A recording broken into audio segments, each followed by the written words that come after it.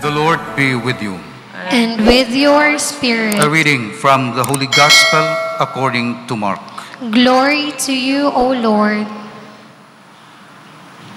At that time, John said to Jesus, "Teacher, we saw someone driving out demons in your name, and we tried to prevent him because he does not follow us." Jesus replied, "Do not prevent him. There is no one who performs a mighty deed in my name who can at the same time speak ill of me. For whoever is not against us is for us.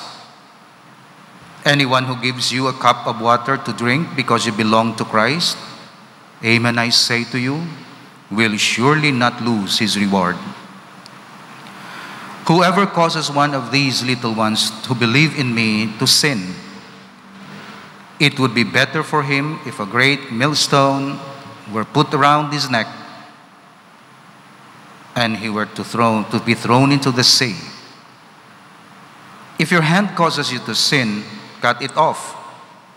It is better for you to enter into life maimed than with two hands to go into Gehenna, into the unquenchable fire.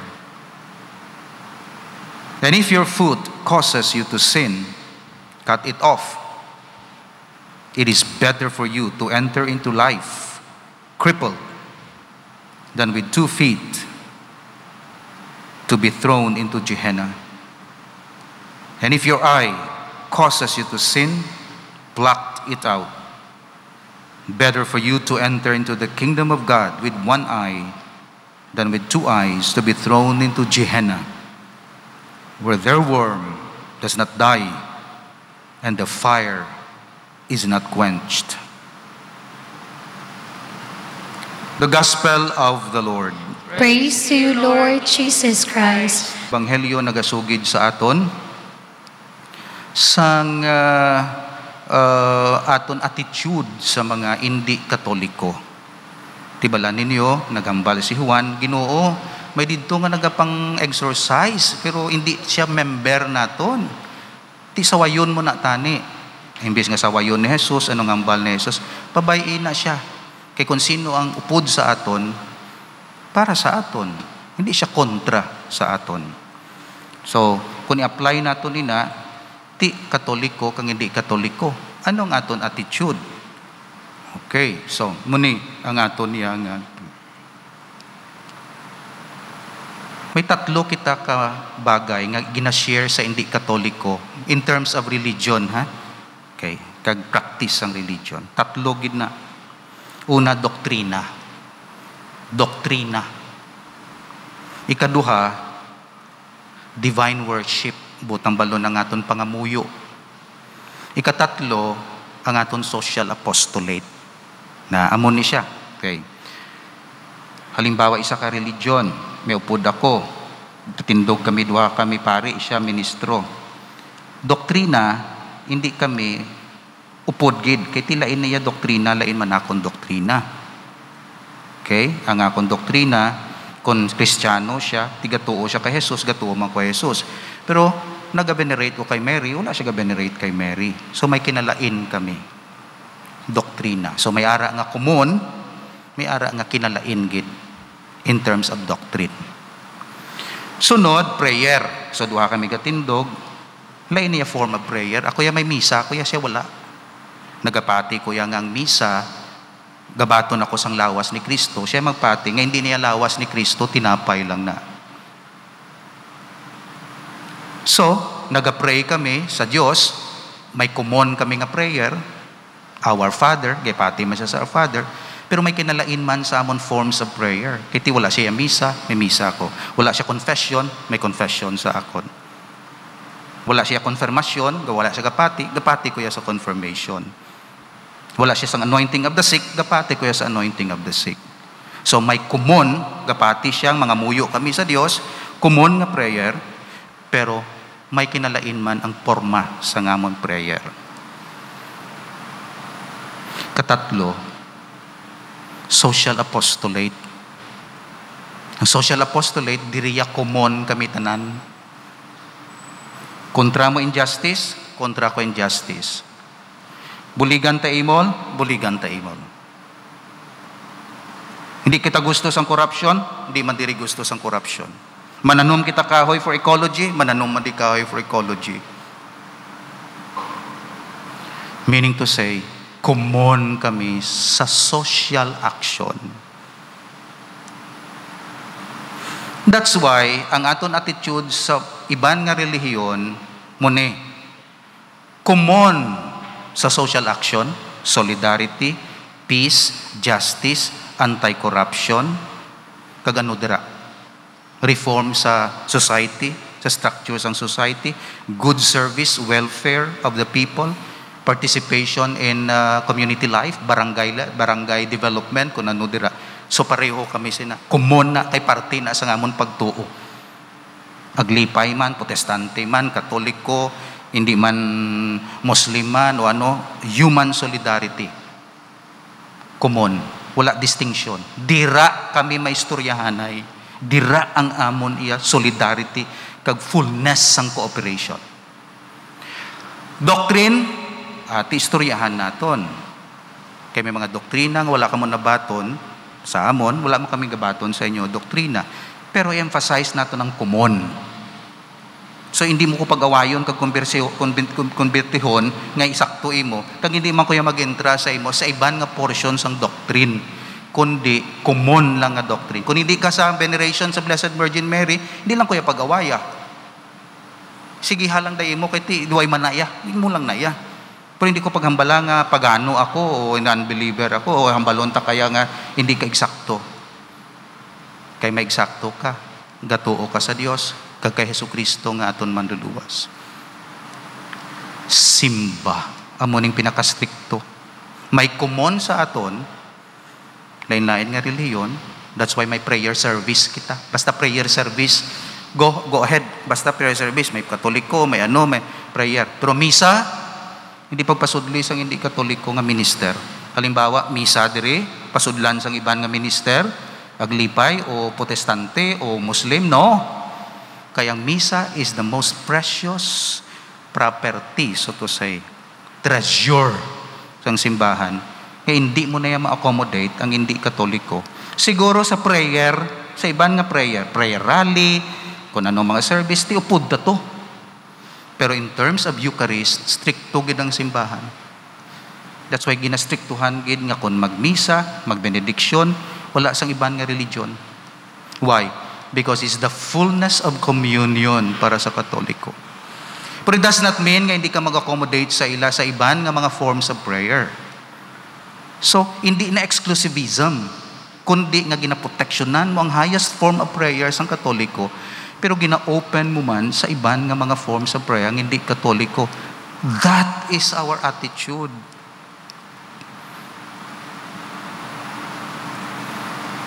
So may mga portion nga open amo nang ni Kristo ang kundi kontra sa aton, alay na sa aton. Yes, social apostolate of the naigig kita.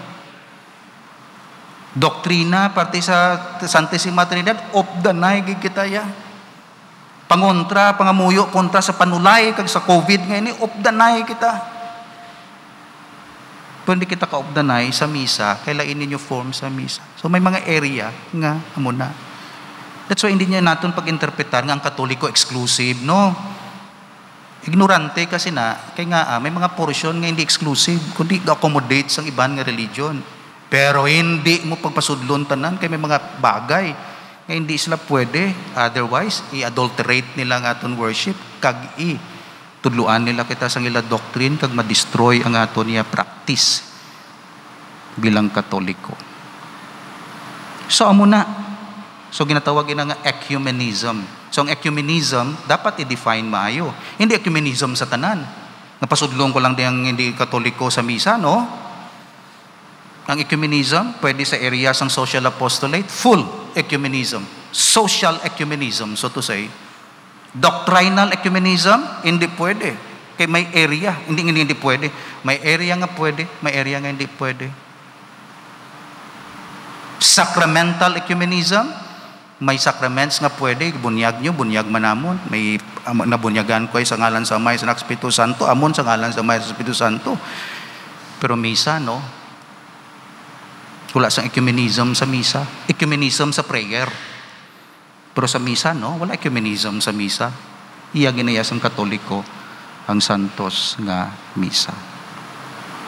So mo ni ang pag-interpretar natin sa Ebanghelyo. Ang hindi kontra sa aton, upod sa aton. Social apostolate, yes. Doctrine, some doctrine. Sacraments, not everything. Sa sakramento, upod. Kaya may area nga di upod. Pero may common para sa aton.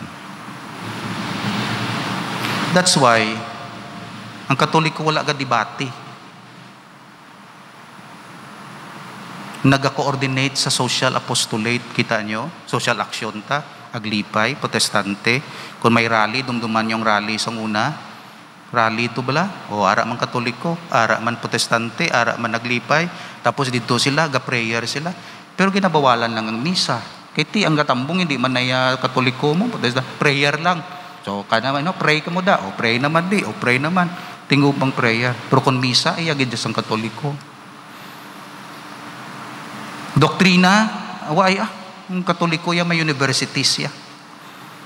Kung gusto niyang debate, dito ka mo sa Catholic University ho Pero sa mga radyo-radyo na kagano, hindi na. Ng mga brilliant nga mga mind, pero diri-diri mga bagong yanggaw na, bagong nga, hindi nga ni ka-define na sa kung ano da. Why taga-belittle ha? Lain akong definition, lain man niya. Din kami madayalog. Pero kung mga brilliant mind, inyo leader, amon leader, o dialogue kita, o sige, tanawon nato ng truth, kag-share nato ng truth. That's why hindi ka mo sina, mga debate, nagataas lang dugo mo sina, kag mga kung ano-ano da. Why ka sa makuha da. Doktrina. Worship, hindi natin ma-explain tanan, pero nagapati kita, ngang misa, amo ang pinakataas nga worship naton bilang Katoliko. Sila may worship man, pero Katoliko may worship. So, ang mga Katoliko, gina-prefer nila tong worship. Kaya may sadyato, may drums, kag may music, kag may healing, kag may pray over. Kung sa misa, diri nga aton, gidya, naburingan sila kay katuluyo. Na, amo na. Kay sila dito, sila naga-pray. Ang sa Katoliko ya sa misa, Diyos ga bendisyon. That's why gapungko ka lang da, kalma ka lang. Kay ubra niya sang Diyos, hindi niya umubra. Kung imo ubra to, ti singgit ka to, pray ka to, dito ka pray, imo na ya ubra mo, imo ubra mo. Pero kung misa, hindi mo ubra. Pungko ka da, kay mo ubra ang Diyos sa imo. Unang kinalain sang misa, kagiban nga prayers. Iban nga prayers, ikaw ga ubra, ikaw ga singgit, ikaw nagaano. Misa, pungko ka da. Dulungan ta kakaroon sang lawas ni Kristo. Pero makakaon di mo pala. Minarespeto naton sila, upod naton sila sa madamo nga mga bagay. May mga bagay nga indispensable nga hindi pag-open sa ila. Pero sa aton, we always deal with them from the position of equality in terms of dignity, but position of strength in terms of doctrine and in terms of prayer. So be convinced nga ara kita sa position of strength. Why? Because we believe that the fullness of truth, salvific truth, ginbilin sang Dios sa simbahan Katoliko. Why? Kay ang fullness of truth kay Jesus, kag ara ginbilin niya sa simbahan Katoliko, matrace mo na back kay Jesus. The rest may truth man, pero sa aton partial truth, pero may truth sa ila. Amo nang hambal ni Jesus, hindi sila pag-reject, may ara na nga truth. Ang hindi sa akon kontra sa akon, ang para sa akon hindi kontra sa akon. Tapos ginbutangan niya social apostolate niya hambal ya sa kakap, hatag nyo to sa kinanglanon sa ino, may reward ka mo. So, social apostolate na ya. Isaya kay ng exorcism. Exorcism to ya. Meaning prayer. So, may ara nga power to sa ila, pero ang fullness of power diri sa simbahan Katoliko. Hindi ka mo magpadala sa ideology nga nasiling. Ano nang Katoliko? Triumphalism na, clericalism nga daw sila lang. Ang truth may hierarchy. Hindi tanan nga truth para reho ang value. May hierarchy na. May una nga truth, may sunod nga truth, may sunod nga truth. Pero ang subsequent truth, nagadepend sa number one truth. So hindi para reho na. Sa Katoliko, ginhatag ang essential sang salvation. The rest can share because they have also the Holy Spirit. But be convinced nga ara ang fullness of truth. Hindi pabugal, kundi task. Kay tungod may fullness of truth ang Katoliko, may duty kita nga magpabalo sini sa bugos nga kalibutan.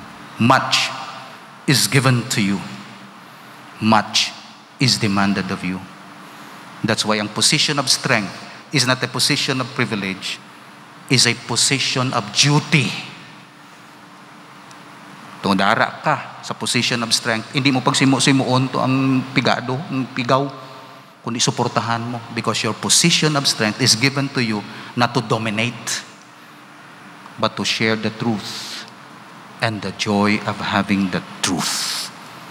So, ginaklaim naton nga ara kita sa fullness of truth, hindi privilege, kundi task and duty to spread the gospel. Amen. Father, in your loving plan, Christ your Son became the price of our salvation.